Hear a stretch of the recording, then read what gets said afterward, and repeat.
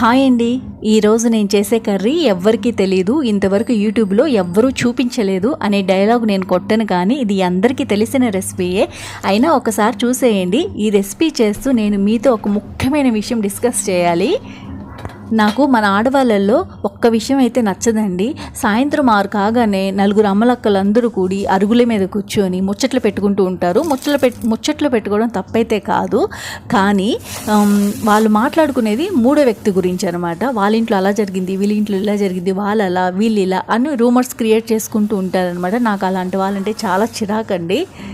అసలు ఇలా మాట్లాడుకున్న వాళ్ళ ఇళ్లలోనే సకల దరిద్రాలు జరుగుతాయండి. అవి బయటికి రాకుండా కప్పిపుచ్చుకోవడానికి మూడో వ్యక్తి గురించి డిస్కషన్ పెడతారేమో అని నాకు అనిపిస్తుంది. పక్క వాళ్ళ మీద పెట్టే శ్రద్ధ వాళ్ళ మీద, వాళ్ళ కుటుంబం మీద పెడితే బాగుపడతారు కదా అని నాకు అనిపిస్తుంది. మీ చుట్టుపక్కల కూడా ఇలాంటి వాళ్ళు ఉన్నారా? ఉంటే కనుక తప్పకుండా వీడియోకి లైక్ కొట్టండి.